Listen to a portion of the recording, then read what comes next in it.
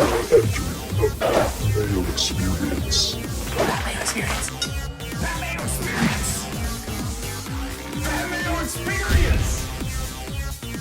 Experience. Welcome to the Pat Mayo Experience. This is going to be a first look at the Charles Schwab Challenge. So the schedule for the week on the Pat Mayo Experience is going to be Monday, Feinberg and I. Feinberg's going to be back in studio sitting 6 feet away from me, but we're going to be talking about our picks, our bets for the Charles Schwab Challenge from Colonial. You're going to want to tune into that one. Also, Tuesday, Ben Raza, Rick Gaiman, the crew back together talking about all of the DraftKings pricing and picks and strategy. Because, folks, if you didn't hear, there is a $1 million millionaire maker for Colonial this year. That's a lot of money for Colonial, and we'll dig a little bit deeper into everything that's going on with the field because it's an expanded field, and of course, the field is as strong as it's ever been. In fact, it's not even close. It's so much stronger than it's ever been for the Charles Schwab Challenge. It's the toughest field in golf since last year's BMW Championship, the second round of the FedEx Cup playoffs. That's how good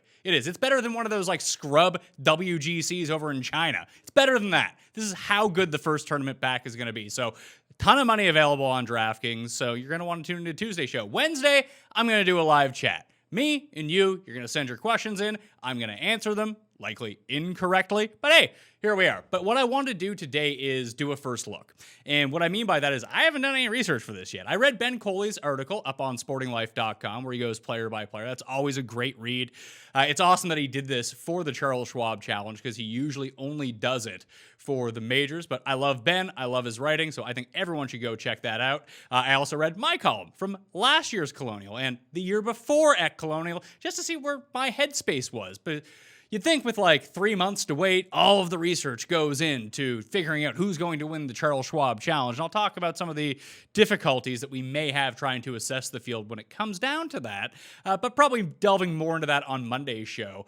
But as a lot of people know and have sent me well wishes, I thank you for them. My wife and I welcomed our second son into the world, Max Mayo. Strong name, by the way. Maximus Mayo. He needs to have the strong name in case he has like genes like me, and like he's gonna need a strong name to like carry him by. Wanted to name him Dr. Mayo. Whether he's a doctor or not, people will just think he's a doctor, and that carries a lot of weight when it comes down to it. My wife, she put the old kibosh on that. However, you'd think I'd have all this time to study up on it because it's not just one newborn at home, it's 2 kids under 16 months at home. And where I live, we're still on quarantine, everything's shut down. So no daycare, no family around, not a whole lot of time to research a lot of fantasy golf and golf picks when you have to play the two-man defense on the 2 little kids just going bananas the entire time. I was able to give myself a haircut. And if you thought I was bad at like picks for fantasy golf, haircut, falling back on barbering duties is not going to be a career path for me. So I really needed golf to come back so I can have everyone on the show and to talk about this. I really miss doing it. I know a lot of people out there have missed talking about golf, playing golf, watching golf, and consuming these shows because we really love doing them. So again, Monday, we're going to go boom, boom, boom. I might even do a showdown show on Thursday evening or Friday evening. I doubt we're going to get a cut sweats in, but it does look like there's going to be a ton of TV coverage, online coverage. The PGA is in such a unique position to really isolate the calendar. All these 4 days for themselves. There's going to be UFC, there's going to be Bundesliga, but in terms of North American sports, golf just carries a bigger hammer than UFC does right now. And it's a completely different audience, and it's on all day long. So I really hope they get this right. I think there is going to be Shot Tracker, which if there's no Shot Tracker, I'm not going to complain about golf being back, but if there's no Shot Tracker, it's going to be like mind-numbing the entire time to try to figure out how your guys are doing. Normally with Colonial, it is only 120 players because this is one of the 5 invitationals on tour. This year, that's out the window. There's going to be like 150 people in the field. So the finalized field will happen after the Monday qualifier. Those players will get re-upped into DraftKings after the fact, but they're probably not guys you want. Maybe they are actually this time around. I actually don't know. There's so many unknowns with this, which really makes the strategy behind trying to win a lot of money on DraftKings this week really unique. That's why Ben Raza in particular, he has a cool article up on awesemo.com right now about how the different things that you can do to either make your rosters unique, what you should be looking for, how to really win and place highly in GPPs to give yourself the chance, because no one's going to tell you how to win the Millionaire Maker. It just doesn't work like that. But how do you construct teams to give yourself not only a great position to win it, to get into contention, but if you do get in contention with your picks, you want to be able to isolate the field a little bit, that you and maybe only a handful, a scattershot full of others actually have a chance to win. Ben really hammers down on that. He's one of the best GPP players alive, so I'd highly recommend that. That's why I'm going to have him on the show, so he can spell this all out for us, for like morons like myself, that he can tell it to me in plain terms so I can figure it out. I would like everyone out there to please smash the like button for the episode, and in the comment section, you tell me your favorite player from the top end of the board that you're going to full out fade in DraftKings for the Charles Schwab Challenge Millionaire Maker. And also, the podcast is the lifeblood, the audio podcast of this. So if you're a first-time viewer, you want to listen to the audio version, probably not the best episode to listen to the audio version. The rest are better than that because there's going to be visuals as a part of this show. But please go subscribe to the Pat Mayo Experience audio podcast. While you're there, spend the 20 seconds, leave a 5-star review and something you really enjoy about the show. I'd say give me something that you would like to see on the show, but I've done that before, and the suggestions are just fucking horrible, so just don't worry about that. Something you like about the show.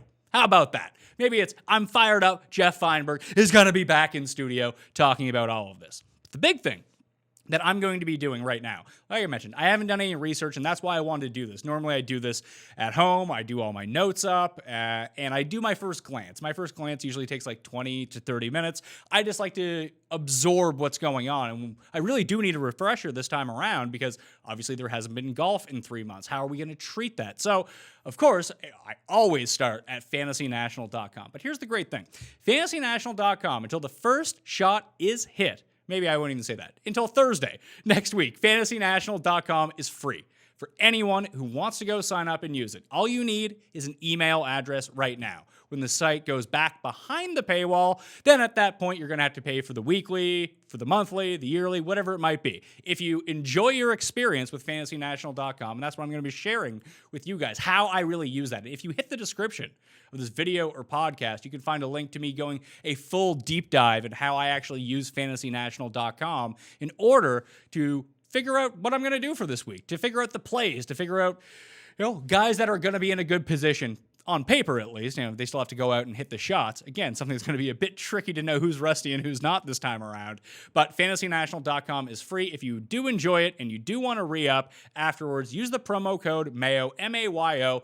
Get yourself a discount. Just punch that right in, and you'll be good to go. And especially, if you're going to be playing Showdown or you're going to be trying to bet live leaders or long shot bets, having access to the live leaderboard once everything is going on is critical. When everything happens, you're going to want access to fantasynational.com. So let's just jump right into it. Let's share my screen with you guys. Loaded up on the page right now, the 2020 Charles Schwab betting odds field. I'm going to switch that over. You can always toggle up here. You can check out the Masters too if you want, but Charles Schwab DraftKings pricing is going to sort by DraftKings. This is the default view of all the strokes gained stuff at the top. And if you're listening to this on the audio podcast, I would highly recommend going to the visual version. I'm going to talk this out and talk it through to explain what I'm doing the entire time. But at the same time, you're probably going to want some visuals to match, and that's what's going to happen in the video version. So if you hit the description of the podcast, you can go check out the video version of that right now. Remember to smash the like while you're there, too. Always goes a long way. Share the show around as well to get people all fired up for a Millionaire Maker on DraftKings.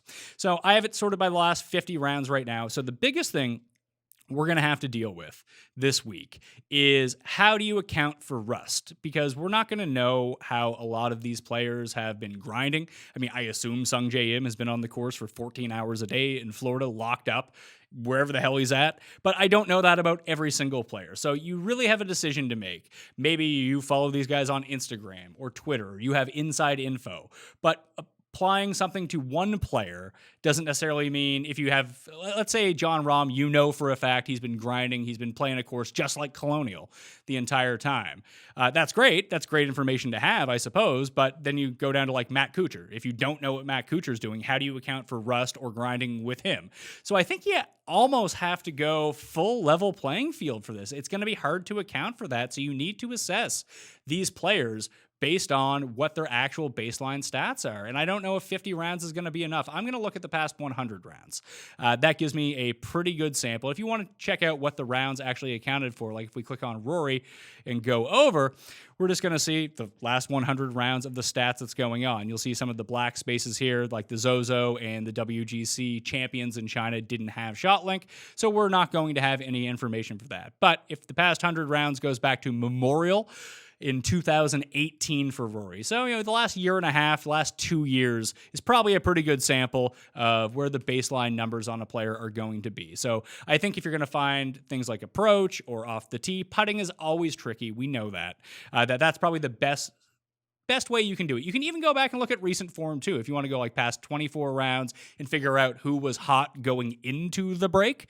That's a way that you can play it too. There's not going to be a right answer to this. That's one of the big excellent features of Fantasy Nationals. You're going to make your own decisions. The information's going to be there. Whatever you decide to search is going to be the thing. So let's just take a quick gander at the past course conditions and the course breakdown for Colonial.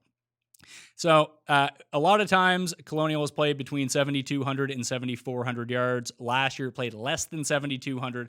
On the scorecard it says 7,209. So I'm going to treat that as a short course, 7,200 or under. If it gets 10 yards above it, yeah, you know what? No big deal. The last 2 rounds last year were windy AF as well. That's why when you look at it, and Kevin Na was putting the lights out. He really had to make up strokes there that way. Bent grass greens, generally difficult relative to par in terms of the average course on the PGA Tour, despite being a par 70 and being one of the shorter courses on tour. The big thing that we're going to see, I'll switch over to the breakdown here as well, and you can get the scorecard for yourself, is that there's not going to be grandstands. There's not going to be fans. We know this is tree lined, and there's a lot of players out there who, if they're slightly veering off to the left or they're slightly veering off to the right a little bit, maybe you hit a fan and it goes back into the fairway, or it doesn't go quite deep into these trees, which could cause a lot of trouble. There's no grandstands around the greens at some of these holes, and that can really save your ass if you go long or you go a little bit left. That you're going to have to play it where it lies. I would think that I would actually not overemphasize something like strokes gained around the green, but I think with these conditions, I think it's somewhat prudent to increase accuracy and increase around the green just a little bit this week. Not to say, oh, this guy's great around the green, he's going to win, but if someone is like putrid around the greens, then maybe you back off them slightly, because we've seen different players at this course, different skill sets win. Obviously, Na so rarely ends up gaining strokes off the tee. He did here last year at Colonial, but it's a lot of it's going to be hitting fairways. Like, you don't need to be a big bomber, but we've seen someone like John Rahm or Brooks Koepka go out and absolutely hammer the ball off the tee, cutting trees off on the dog legs. Like, that's a way that you can approach it too. You can play a bomb and gouge type game here, but if you're going to do that, it could be a more difficult scenario if you do get off of the fairway. Again, that's a judgment call. You don't need to listen to that. You can think about it the exact opposite way, that, without fans, that everyone's going to have the same sort of difficulties. But I think I would lean fairway and more a little bit around the green than normal. Not to overemphasize it over off the tee or driving distance or approach, because approach is going to be my bag this week, as we see here. The average strokes gained per round of the top 10 finishers in this tournament, you can see that approach greatly outweighs, more than doubles, both off the tee and around the green. Putting, so rarely are you going to win a tournament by not putting well. So of course, the top 10 finishers are going to be up there, but you can adjust that any way you want. You can just say, hey, guys who make the cut, how do they do? Well, it's even more on approach, a little bit less than putting, and around the green and off the tee balance themselves out a little bit. So I think when I break it down, I have my model set up from last year. I'm going to take a gander at it here in a second. But approach is going to be overemphasized for sure. And I'll probably split up off the tee into off the tee, because that does combine both driving distance and accuracy. But I'll probably add an extra weight for accuracy in there just to try to save my ass a little bit. One thing I did notice about the scorecard for Colonial, though, you'll see holes 1 and 2 are the two easiest on the card. You have the par 5 to kick it off, and then a short-ish, less than 400-yard par 4 to keep it going. So you'll see that there's a 43% birdie rate on hole 1, 25 on hole 2, and then on hole 3, it's only 10%. If you play showdown contests, we talk about stacking a lot, whether it's a win draw, whether it's a skill set draw, whatever it might be.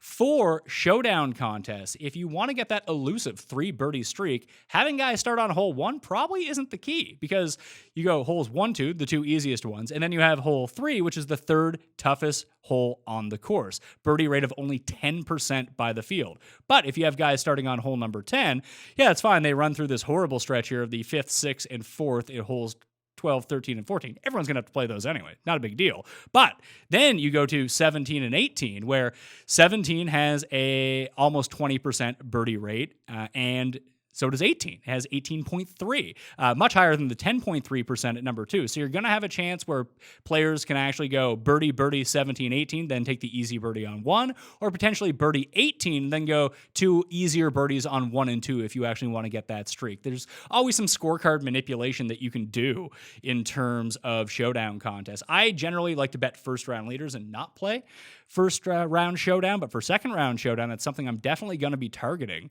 this time around. And then I'll be using the live leaderboard from Fantasy National once the stats from day 1 are posted, and I can see which players really struck the ball well but just couldn't sink a putt. Maybe I'll go back to those guys. Like, did they hit 17 of 18 greens in regulation yet only made 1 birdie? That seems strange. That's probably going to reverse itself, or at least normalize a little bit the next day. And there's a bunch of information on the screen, but generally speaking, we look at it. Approach means a lot. You need someone who's a good putter, and with the scorecard manipulation, like I said, for showdown, you can figure that out too. The whole composition, you have 4 really short sub 400 par 4s. Those should all be birdie chances. We can go take a gander at who. I keep saying gander a lot. I don't know if there's a lot of like geese around, but here's where we are. Guys that can birdie those short holes. And we'll go look through the Fantasy National stats to see who actually does well on those holes. And the average shot distribution, it's pretty level. The 150 to 175 range, you're going to see harder courses have more in this range, the 175 plus and the 200 plus. So it's more of a wedge fest, shorter iron fest, as you can see from a lot of these players. The historic cut line, +5, +3, +3. Not sure where that's going to end up going, because along with, we'll take a look at course history here now. Let's see here. Let's go back to the main page, go to tournament history, and see how a lot of these players have actually done over the years. So we see that Rory just hasn't played. Dustin Johnson just hasn't played. This is only going back the last 5 years, which is probably a pretty decent sample of what's going on. Spieth kills this course, by the way. 2 seconds at first, came T10 last year, and he wasn't even playing well. Kevin Na, also someone who has played pretty well here in the past. So it's really interesting to parse it out that way to see how they've played. Rose won his first start in ages in 2018, but just to look at overall strokes gained total. Now, this is going to be an aggregation stat because it's not going to be per average. It's going to be over the last 5 years. And as you can see, these are 3 winners. You have Spieth, Knott, and Kisner. They've, the winners of 2019, 2017, 2016 have all gained over 30 strokes total. But when you look at actual course history, let's take someone like Emiliano Grillo, for instance. So T19, third, T24, T55 has made the cut in each of the past 5 years. Of course, the cut rules have changed this year. It's top 65 in ties and no in MDFs. Before it was top 75, top 70 and ties, and after that it was a cut after day 3 if there was more than 78 players, who had made the cut on the weekend. This time, if your guys make the cut, they make the cut. Maybe quarantine has changed that a little bit, but I haven't heard any new COVID cut line rules, so that's what I'm going with for the moment. But as you can see, let's just look at the leaderboard from last year. Na, Finau, Putnam, CT Pan, Rory Sabatini, Ryan Palmer, who is a member at Colonial, for what it's worth. As you can see, he either gets cut or he finishes basically inside the top 10. So he's a real big crapshoot this week. Mac Hughes, Nick Watney, Mr. Texas himself, Charlie Hoffman, Uline, Gay. The big difference between guys that really have excellent course history at Colonial and this year is that the strength of the field is just so much stronger. You have so many players inside the top 25 in the world actually coming to compete this week. On a normal basis, Rom may have played this. JT, Bryson, Webb would have played. Brooks probably wasn't going to play. Neither was Xander. Neither was Ricky. Neither was Dustin. Sung Jae plays every event, so he's probably in. So the strength of the field is really going to throw off course history in an interesting way because, let's go up here. It was the worst. Keith Clearwater, former winner, -57 strokes gained over the last 5 years. Impressive stuff, Keith. Keep it up. But someone Kevin Tway, for example. Tway has 3 top 20 finishes in all 3 starts at Colonial. Now, is that a product of him playing well? Potentially. We'll go dig into Kevin Tway here in a second. I think that's interesting to go through. And this is a part of my process. This is all the stuff I look at, see what names pop up, and then dig in a little bit deeper to figure out, how did they do this? So if we just look up Charles Schwab, for whatever reason, we only have 2 years of data from him.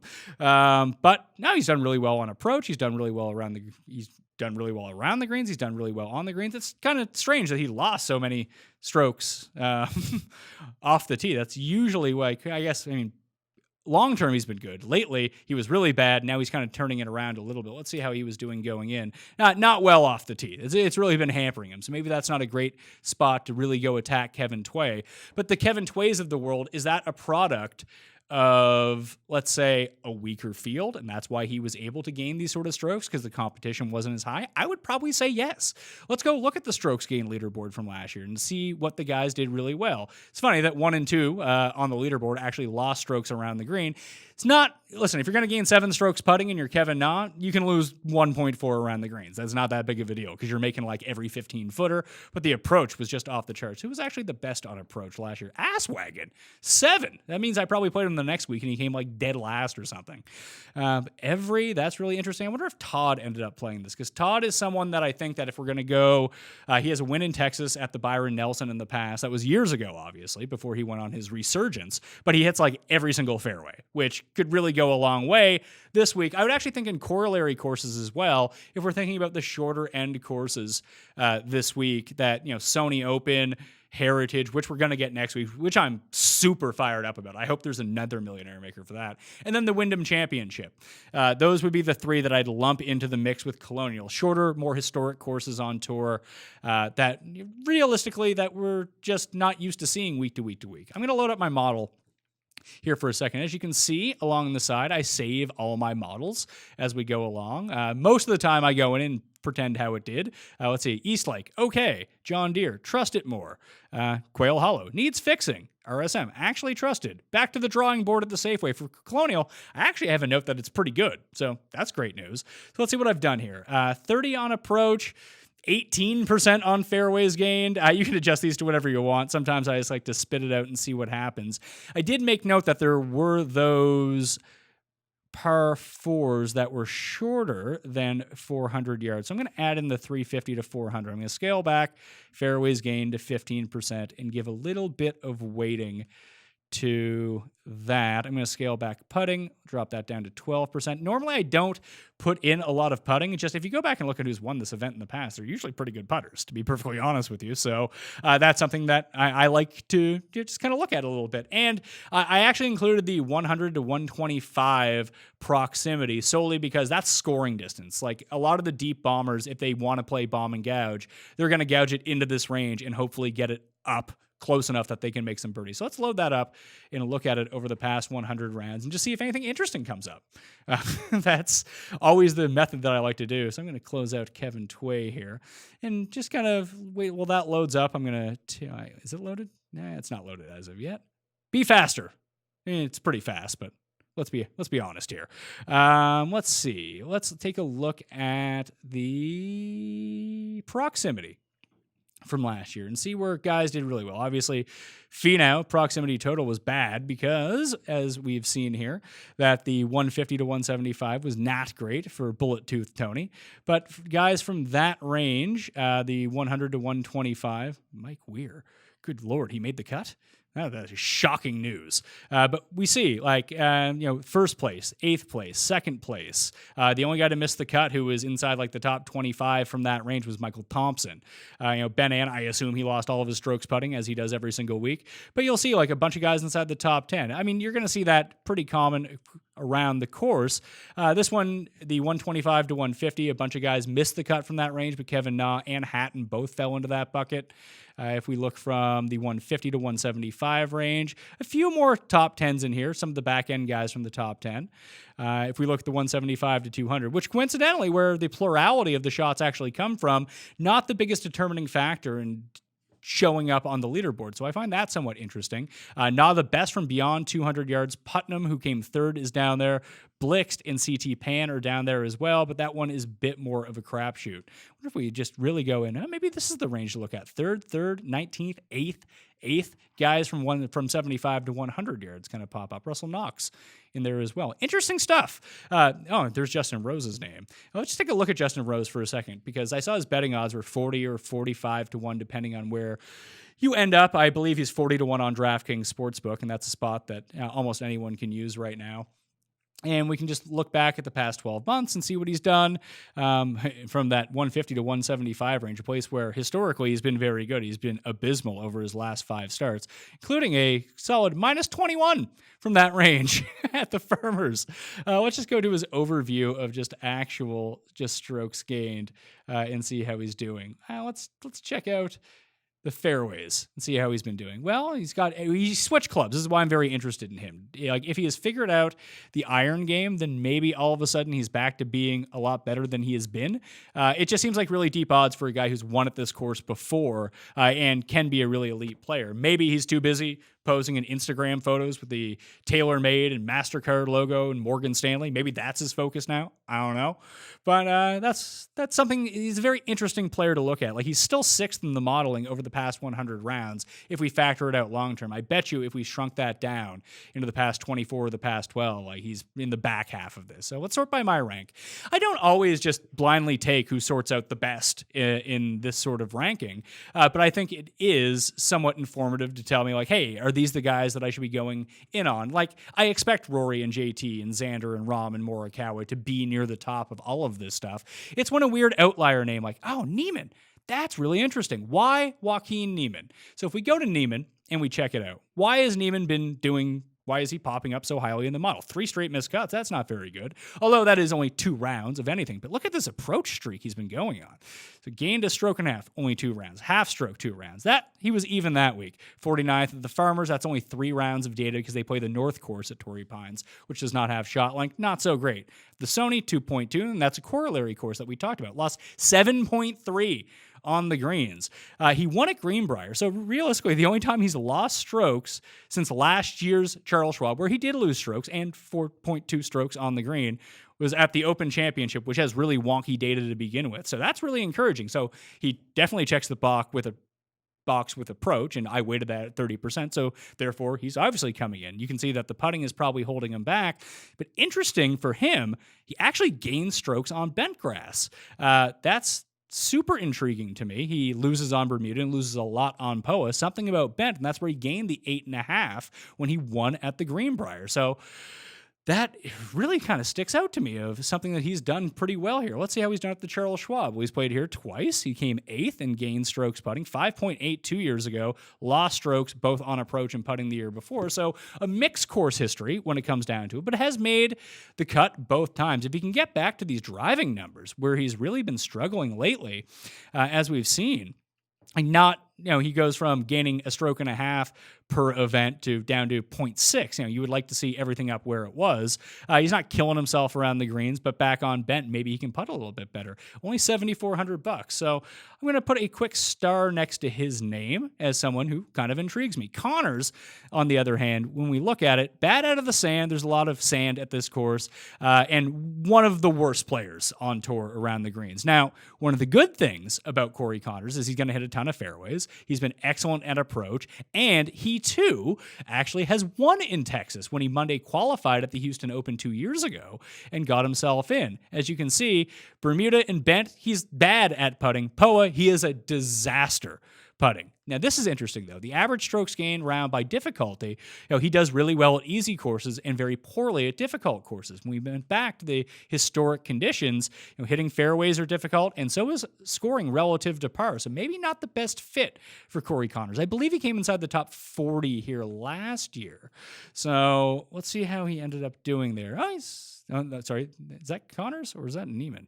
That's Connors. Here we go. Connors been killing it on approach, killing it off the tee. He's out in 8th place 2 years ago, 31st the year before. Not as bad as I would have thought, to tell you the truth, and actually gained 2 years ago. So maybe Connors, likely to be a popular name. Probably these 3 guys, Neiman, Connors, and Ben Ann. Of course, if Ben Ann can make a putt, he's going to win. And he played really well at Wyndham last year, too, when he actually hadn't made a bogey through like 70 holes. Finally made one, then boom, it was all over. JT Poston ends up stealing it from him. But those players are going to be really interesting. Likely chalky in the $7,400 range. I would guess, at least on early lean, that Ben Ann just carries so much name recognition from people playing him so often, and that's a really good price for him. Like, he's going to be a cash game staple, and that's going to bleed itself over into the DraftKings Millionaire Maker. So those 3 guys, they're going to be on the radar. Hovland is interesting as well. He did get the win in Puerto Rico, but how else has he really been doing? Let's see. He was very bad at Honda. Honda can be really tricky for approach shots because there's so much water on that course. Here's the thing that would worry me. Just the amount of strokes bled around the greens. Like, he's really limiting his upside by not being able to get it up and down. He's going to make a bunch of birdies, which is excellent for DraftKings scoring, but in terms of winning and maintaining his spot inside of the top 10 or top 20 where you need him at that price point. I mean, if you're playing the Millionaire Maker, you need him to come inside the top 10 or win at that point. But let's just talk about it in, cashing, trying to build a constructive lineup that he gives so many back. So good for DraftKings scoring. Will probably outscore his position just based on DraftKings points, but the overall upside is somewhat limited in that facet. Another guy who has been better on bent in his career than he has on anywhere else. So those are some really interesting names that kind of pop out when we take oh, look at this. Eric Van Rooyen. Eric Van Rooyen's only 40 rounds of data. Not the greatest data going. But I am curious to see. So top half in fairways gained. All right at putting. Let's see. Not great around the greens. Not great out of the sand, at least in his time over in these weighted. Has yet to play on bent grass in anything. So let's see. In Mexico, gained around the greens. I remember him chipping in on his birthday, so that would have worked out well. And just to look at it, WGC is the Open Championship, the U.S. Open. So that's a bit tougher fields to be doing really well, but the approach has been off the charts. He's 140 to 1. That could be worth a bet, to be perfectly honest with you. We know he's inside the top 50 in the world. He wears cool pants that everyone really seems to like, so maybe this is a spot for him. We've seen Australians play really well. Maybe South Africans can get into that mix too when it comes down to playing really well in Texas. We saw Russell Knox's name pop up a lot of the time. He's been really poor off the tee, and you expect him to hit more fairways than he's been hitting. Maybe he just simply overachieved in 2016, but he's an interesting name to come up. Ricky, wish he would hit more fairways, but the baseline for him is not great at hitting fairways. I'm curious to see how he's been trending. Like, he couldn't get anything on the same path really at all, but the Arnold Palmer Invitational in really difficult windy conditions, which I doubt it's going to get as windy at Colonial as it got at PGA National, but it's encouraging to see Ricky play a little bit better, to be perfectly honest with you. I can't remember the last time he played here, if at all. Let's see. Missed the cut last year, was bad. And 14th in 2018, gained all of those putting, lost on approach. So not great for Ricky. Looking back at his history here, Griot, we mentioned, has a really good history. I guess why? Let's see. He hits a ton of fairways, good on approach, sucks at basically everything else. Can't putt. I wouldn't discredit him. He's only $7,100. There's guys that you're going to have to take. I would probably lean for someone like Van Rooyen, though, in that stance over someone like, the Ian Poulters and Emiliano Griots and maybe even Russell Knoxes of the world. Probably definitely be playing Sung Jae. My initial lean on everything based on what I've seen is that everyone really wants to play Bryson. Everyone really wants to play Sung Jae. And I'm guessing that everyone's going to want to play Scotty Scheffler. Only $8,400. Is he overpriced? Probably not. Like, look at his numbers. His numbers are great. The dude can't putt, but he's a Texas guy. Maybe he has these bent grass greens figured out a little bit. He's better on bent than anywhere else. Still not good, mind you. But, off the tee, he's excellent. Generally speaking, he's great on approaches. And just look at these results. He's been fantastic. 28th in Houston the last time that they played in Texas. He was 7th at Greenbrier. So it's a situation where I just feel like he's going to be too popular in this $8,400 range. So let's go check out to see who else is in that range that could rate out really well. Like, Kuchar is only one baseline. Kuchar is only one place behind him in these custom rankings. He's only $100 more. I bet you Scotty Scheffler is going to come in at a higher ownership than Matt Kuchar. Maybe that's a pivot point. Someone theoretically like Matthew Fitzpatrick should be pretty good. His game seems to be a bit in the tank right now, but he's still hitting a ton of fairways. You hope that he's the putting savant. Maybe if we called it like the Charles Schwab Masters, he would have a chance because that's more his jam.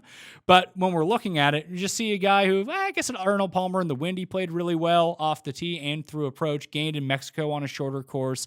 But we just don't have the overall sample size that we'd really like to see from him. RBC Heritage is one he's gained off the tee there. Shocking, actually, a lost strokes putting at that course.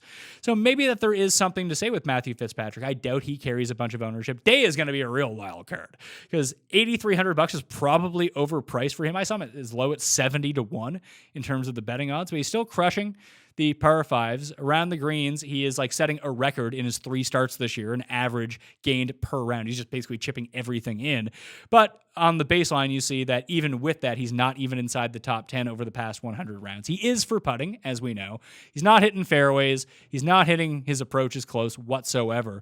But the putting and short game are really making up for it. That's just really interesting for me with Jason Day. Sometimes when you look at it, like Louis the same thing. Like both are injury risks, obviously, and you can probably even throw Spieth into that bucket. I probably would trust Louis, then Day, then Spieth, although Spieth has such an excellent course history. Number 1 in putting over the past 100 rounds as well. But when you think about it, that you're going to need someone who gets a hot putter. We know that these guys get hot putters, and they're not Denny McCarthy. Like, they have a bit of game to them. Louis probably more than anyone, to be perfectly honest. Just he's such a wild card when it comes down to it. 10th in that key par 4 range as well. And let's see, good out of the sand, good around the greens, hit some fairways. His approach is really spotty. I wonder how his approach looked like coming in. Let's see. Gained at Honda, but missed the cut. Real disaster in Mexico for old Louis because he hadn't played since the year before. He's playing, I may have played over in the desert and played really well on the European tour during the Middle Eastern swing. But, towards the end of the year, he played super well. So Louis might be somewhat interesting there. Is the problem with Scheffler is I think that Scheffler is going to play really well, but that comes down to if you want to win something like the Millionaire Maker and Scheffler is going to carry like a 20% price tag in terms of ownership, you pivot off to the guys who are like 6-7% owned and hope he comes like T38. And then he's not going to be a part of the winning lineup at the price point that he's at. Snedeker is kind of interesting. Berger was fire going into the break. Maybe he would have done well with the Players. I don't know. But let's see, 9th, 5th, 4th coming in. Let's see how he's played at the Charles Schwab in the past. T53 last year, and that was in the midst of a really poor run for him. But he's gotten his game back together completely. Always better on Bermuda and POA, as we see versus Bent. Maybe he'll carry a lot of weight because he played so well. Snedeker is someone you could probably get for a lot cheaper. Immaculate around the greens, immaculate on the greens, great out of the sand. Plays these short par 4s really well, too. We know that he shot the 59 at Wyndham. He's played really well at Wyndham in the past. He's won at Harbour Town. He's lost in a playoff at the Sony Open. So a lot of corollary courses.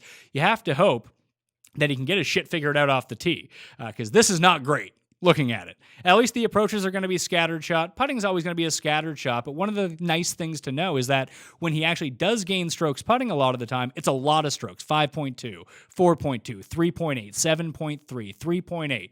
You're going to lose strokes putting from time to time. That's going to happen. Let's see, 7.5, 7.3, 4.9 last year at the Charles Schwab. At T19, lost 5.2 on approaches. Let's check out his history here. He's lost on approach both times. That's not great, but gained everywhere else. It's interesting to me that he's actually gained both times off the tee at the Charles Schwab. So maybe Snedeker, if that name isn't getting floated around a lot, maybe he's a guy that you can end up going with. The defending champ is down there. Let's just sort by fairways gained to see who does really well. Furyk, probably not going to use Furyk. A lot of that is leaning on, not necessarily like long time ago. It's only the past 100 rounds. He's still gaining on approaches, but he's been a lot worse basically since he peaked in this little like mini run at the Players, played well at Valspar, and then things kind of went downhill a little bit. He's still making a ton of cuts. Has missed the last 3 though, so that's somewhat worrisome for me when looking at it. I mentioned Moore. He hits a ton of fairways. Stewart is $6,200 for Stewart. Whew, that's not a lot. Kisner, shockingly back up there. Let's see, the Todd father is up there. Let's take a look at these 3 guys. So Stewart, You always like him more on Bermuda, obviously. Loses strokes putting on bent. Maybe that's just enough to cross him off the list, as he has not been playing well anyway, has not been hitting his approaches. So let's get rid of Brian Stewart, despite the fact that he hits a ton of fairways. Kisner kills it on bent grass, former champion. Maybe he's going to carry a ton of ownership, but has been horrible with his irons going into the break. Maybe the break fixed him. I don't know. That's going to be tough to figure out. But at Sony, which I identified as a corollary course, he came 4th earlier this year. So that's always interesting to see. Let's see, last year he missed the cut at this event. So he really hasn't been awesome, frankly, over for the past year or so. But you see spots where he jumps up. Maybe getting him back on bent, maybe a little bit of time off is the way that you want to go. Mr. Putting himself, those are positive numbers. So positive on bent, positive on Bermuda, has won in Texas in the past, has won twice already this year, and hits a ton of fairways.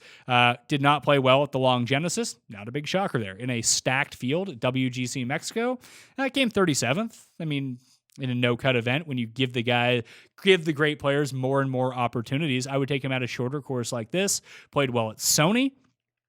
Going back to it, so maybe that's a spot like the OHL Mayakoba's a very short course, played well there. The Canadian Open was a short course last year, did not play well, but that's before he had his resurgence and he had the back-to-back wins. It's funny that he played in 2 tournaments with back-to-back wins that don't have shot link data for him, but that's an interesting. He was actually off to a hot start at TPC Sawgrass too before it got canceled. Only $6,800. He's someone that could catch a hot putter, really good out of the sand. Obviously, baseline numbers when we look back at the past 100 rounds are going to tell a different story than maybe what his last 6 months were, but that's something that maybe you can jump on. Dufner has come second at this tournament twice. He's like Raza's guy. Raza likes going with Dufner here. Let's see. Tee to green. He's been on a nice run of tee to greens. Approach, either boom or bust, it seems, and anytime you can lose 9.2 strokes putting in any event, that's pretty impressive stuff. Let's see how he is on bent, though. Even worse on bent than anything else. Maybe you roll the dice and hopefully he can figure out the magic here. The Charles Schwab the last 2 years where we have the data from him. He gained last year. Very poor on approaches, but he does have 2 runner-up finishes in the past, like I mentioned. So that's something to figure out. Let's see. Answer pops up really well. Hadwin has been really kind of spotty this year, but he is someone who hits a ton of fairways. Played really well at Valspar, which is a shorter, harder course. He has a win at that event. So maybe someone we can look at. So that's interesting to me. I don't really parse out the top-end guys. I try to talk those out. You can make a case for any one of these top-end guys. Woodland comes in at a really nice price. He had not been playing the best going into it, but as we know about Gary Woodland, he's someone who generally plays well on short courses. Actually, he was playing well. He's playing much better than I thought he was. 12th and 8th. A ton on approach, too, in the past 3 events. So maybe that's a name to dial up. Has he played this? No, he hasn't played the course. I'm not too concerned about who has played what courses and who hasn't over the long term, but let's just get out of the custom stat model and go back to the original strokes gained, because now I've done kind of a little bit of a deep dive on the field. Haven't done a full fleshed out anything on all of the players as of yet, but I'm going to sort it just generally by courses that are less than 7,200 yards. I had the past 100 rounds in there. I'm probably going to shrink that down once it ends up loading, because frankly, like you can see, Rory only has 76 weighted rounds on that. Let's shrink that to the last 36 rounds on courses from this range. And just strokes gained total is nice to look at, but that also includes putting. When you go into it, let's just look at tee to green to see who plays the best. Rory, JT, Rahm, Dustin, Reavie sneaks his way in there, and that's interesting. Webb's probably going to be a go for me at this course. I mean, Wyndham, Harbour Town, Colonial, Sony Open, RSM. These are Webb Simpson type of tracks. Harmon and Moore, I'll probably have to look more into those guys.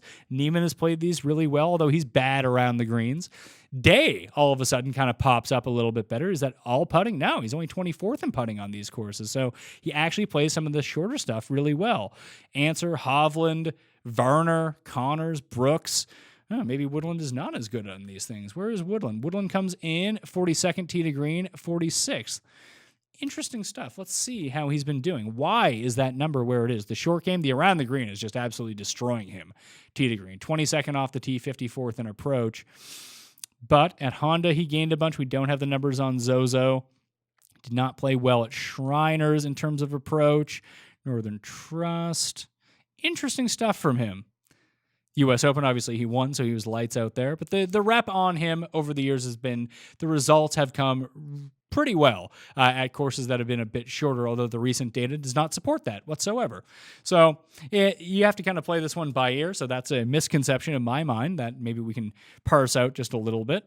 But Rory also dominates on these short ones. That's really going to be the thing. Like, do you want to go with Rory, JT, or Rahm, or do you want to fade that entire range and maybe start with Bryson, or just don't play any of the top end guys and really load up on, let's say you play, I doubt a lot of people are going to use Brooks because he was playing poorly going in. We haven't seen any good results from Dustin Johnson recently. Like, if you go with Brooks and Dustin, or Webb, Morikawa, Rose as your start, maybe throw Day into there, like those are going to be unique lineups. You probably don't even need to be that unique when it comes down to it. So that's really interesting to me. I'm going to highlight Webb because I like him. I still might go with Woodland because of that price tag, and I'm curious to see what the ownership. I don't think that there's a lot of people who've starred lineups, but once people do, we can go into the most popular plays of the week, and basically what it does is takes an aggregation of all of the members of Fantasy National who they've starred, and then it kind of puts out of who the most popular plays on the site are going to be. So let's see here. Members with only fewer than 300 members of Fantasy National have actually started players so far. That's a very small sample. But let's just see calculated ownership right now. Webb, Reed, Rahm, Finau, JT, Spieth, Im, Rory, Na, Kuchar. So you can see some early leans. So another way to kind of view this is sort it by salary. You can kind of see where the pivot points actually come. Shane Lowry, no one's using that guy. Matthew Fitzpatrick and Louis and Jason Day, no one using that guy. Those three guys. I'm kind of shocked that Scheffler is as low as he is. Maybe that ends up growing as it goes along. But of the top end guys, it appears like this Xander, Dustin, and Ricky range is going to be lower owned, as is Gary Woodland. So that's kind of interesting to see. When we go through it, Snedeker and Berger and Hovland are all kind of down. Let's see if I was right about Bjorn Hanan. Where are you at, Bjorn Hanan? What was he? $7,400. Bjorn Hanan, 8.1. So no one's really. Russell Knox, 9.2. Wow. So the early members are really going towards this accuracy thing. So maybe that's how it's going to end up shaking out. And there's not a whole lot of great options from the very bottom. So that's going to force people up into like this range of the high sixes into the low sevens. So you might see some ownership gravitate into here. You want that sample to mature though before you get a real idea of how ownership is going to play out. But I always like to look at it curiously to see where the first people click on. That's just a different way that you can use this tool. Once you have all your players started, you can go to the lineup generator and make your lineups that way. Even when you're in there, you can parse things out. I think I'm going to play Rose. At least my initial inkling is to play Rose when it comes down to this. Like I said, former winner. People are off him because of the form going in. He has the club switch. So that's where my early leans are going to be. Let's just take one more look. Let's just look at approach in general on courses from this range to see if anyone really sticks out. Griot, man, Ryan Moore keeps popping up along with Griot in all of this. What has Ryan Moore been doing? Last 36 rounds on courses that are this short. Well, lost. That's not great. Thanks for coming out in his past two tournaments. Let's just take a look at the tournaments in general where he's done. Let's see. Lost 4.5, gained 4.5. Lost 3.2 on the greens, gained 4.8. He was on a bad run of this. Let's see if this is a tournament. Nope, not a ton of history from this one. Shorter courses, didn't play Wyndham. Did he play John Deere? Nah, yes, 18th at John Deere. Good off the tee, good on approach. Interesting. Didn't play Sony this year, didn't play Harbor Town last year. So not a huge sample on courses from that range. Let's see. The American Express played pretty decently, gained on approach in both rounds at the Dye course. Played well at Shriners in terms of approach. Played well at John Deere in terms of approach. Travelers in terms of approach. So the approach is probably going to be there. Can he make a few putts at this course? I guess we'll have to find out if you want to go with Ryan Moore. But he does continuously pop up on a lot of the stuff that we're looking at. So that's interesting to see. I might have to go into a deeper dive and convince myself, do I want to play the likes of Griot and Ryan Moore? One more thing I want to do before we get out of here is sort by bent grass in terms of green type and just see if there's anyone who's a massive outlier either way. We'll go past 36 rounds. That seems like a decent enough sample. Although putting, you probably want to go a little bit longer, so I'll go past 50 rounds on bent grass. You can even go deeper than that if you want to. If you want to go by year, you can do that right here, or if you click on time frame, you can set a custom date range of the specific tournaments that you want to look at. So strokes gained, Hostler, Snedeker, Na, Spieth. Well, Na and Spieth have both won at this course in the past. Kisner is 7th. He's won at this course. There's the Todd father himself coming inside the top 10. Rose, that's nice to see. Noren's an interesting name. I wasn't even thinking about Noren. I almost guarantee that when we get Feinberg on the show on Monday, he's going to be touting Alexander Noren because he loves Alex Noren. Who else? Day is up there. Reed, Hadwin. Interesting names. Who's at the very bottom? That's always fun to see. Oh, Keith Clearwater, obviously. Palmer. Home course is Colonial. Can't putt on bent grass. Classic Ryan Palmer. Might still use him. We'll see. Connors, Grace. Cam Champ is down there. Another guy who seems to have a bit more success on shorter courses than longer courses, which seems really counterintuitive to his skill set. That's just by their rank. We can go by average as well and see if there's like a weird outlier. 1.8 strokes lost per. Looking good there, Keith Clearwater. Only 18 rounds unbent. Matt Wallace is pretty good. 1.4 per round. That's impressive stuff. Snedeker and Noren really do rate out well. They have the full 50 in terms of sample size, as does Fowler, Spieth, and Na, Kisner. So maybe that is a lean. Leishman up there as well. Maybe Leishman's a name that's going to get a little bit overlooked at $8,900. So decent enough names that kind of stick out. You can attack this in many different ways. One of the things that Ben Raza likes to talk about is stacking players with similar skill sets. So one thing that you might want to do is say, hey, everyone wants to play the all-approach team, the all-bomber team, the all-accuracy team. Maybe you want to play the short game and putting team. It's high variance and not very consistent, obviously, but if you can hit right on your 6 guys and all of a sudden you're looking pretty good. Maybe inventor of basketball, Matthew Naismith, is a way to look. Snedeker, who I mentioned, Noren, Ricky, Spieth, all guys who gain on both per round on bent. I mean, maybe it's not best to look at bent around the greens. Maybe it is. I don't know. That's for you to decide if you want to go through that. But let's see, just overall around the green, who gains the most. That's total. Let's look at average. Strokes gained around the green. Stricker, Ben Ann, Snedeker, Spieth. So it's a lot of the same similar names. So that's interesting to see pop up as well. And we get, Thomas, Xander, Reed. Xander's really worked hard on his around the green game. It's really come up really well. Then you have someone like Siwoo Kim, who you never know which guy you're going to get. I always like to bet Siwoo Kim, rarely like to roster Siwoo Kim on DraftKings. It's not a whole lot of fun when you get 5 to 6 through the cut. Then you have Siwoo who you're like, oh, Siwoo's 3 shots inside the cut line. We're looking good for our 6 of 6. Then he's like 20 over the next time that you tune back in. You're like, good God, Siwoo, what are you up to? But as a bet, we know that when his game is on, he's won at Wyndham, he's won at TPC Sawgrass. He has come second, lost on a playoff at Harbor Town, all short courses, which all fit the mold of this place. He was running really hot last year at Valero in Texas as well, before Corey Connors just putted the lights out. No one could catch him anymore. So another guy that maybe you want to take a look at, but you just have to know that the variance comes in with him just so heavily that you probably just don't want to do that to yourself. And that will do it on the Pat Mayo Experience. Charles Schwab Challenge, research breakdown. Again, picks on Monday for the bets, and then on Tuesday, we're going to have the full DraftKings breakdown with Raza and Rick Gaiman. Live chat, 12:30 p.m. Eastern Time on Wednesday. YouTube on the DraftKings channel. On Facebook, on facebook.com/thepme. Get your live questions in there. Hopefully, I can answer questions better than I can cut my own hair. But hey, I'm bad at a lot of things, as is evidenced by the visual that you're seeing right now. Hopefully, some of my picks can be better than that. But a lot of us are just playing it by ear with this tournament, not knowing what to go on. I would caution that if there are unknowns, things you really can't account for, you almost have to leave them aside. Maybe you want to go with gut instinct. That's your method of doing it. Go for it. There's no right answer to any of this. But I think for me, I'm going to throw a lot of that to the side and maybe try for once not to let my biases creep in and make my decisions for me. But as you see, I just went through Fantasy National, for 45 minutes or so. Obviously, I'm a lot faster at doing this stuff when I'm not speaking through it. I can open up 20 tabs at one time. Probably would have made it a bit more difficult to follow along. I hope you were able to follow along. And you can just kind of see the customizable attributes of fantasynational.com. Again, it's free right now until Thursday. Highly recommend that everyone go check it out. All you need is an email address. If you do enjoy the site, afterwards and you want to play those showdown contests or have it for the following weeks, there's going to be huge prize pools on DraftKings and just outright bets. And maybe you have an inkling and you can really put these stats and numbers and tools to good use.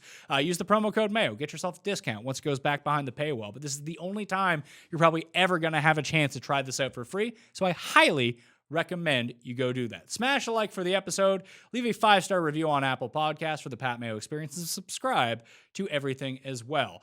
There's going to be a ton of content coming out, not just from me. There's a bunch of different places. My article will be up on DraftKingsPlaybook.com on Monday as well, if you want to go check that out. But there's a ton of great podcasts. The Tour Junkies are going to have their podcast. Wiley and Golflandia are going to have their podcast. Toe Tag and Tambo, Tyler Tambolini and Kenny Kim, the Fantasy Golf Degenerates, they're going to have their show. Tambo just went to Roto Grinders. Congratulations to him. I know he is expecting as well, right along the same time with me, some of the things that we were discussing at the DFS Open. So congratulations to him. He's been killing Outlaw, League of Legends. He's one of the best players, so I highly recommend you go check him out. The Fantasy Golf Bag guys, Drew Matthews, you check him out. Rick Run Good, obviously. Over at Osimo, you have Ben Raza and a great team over there. There are so many great resources out there.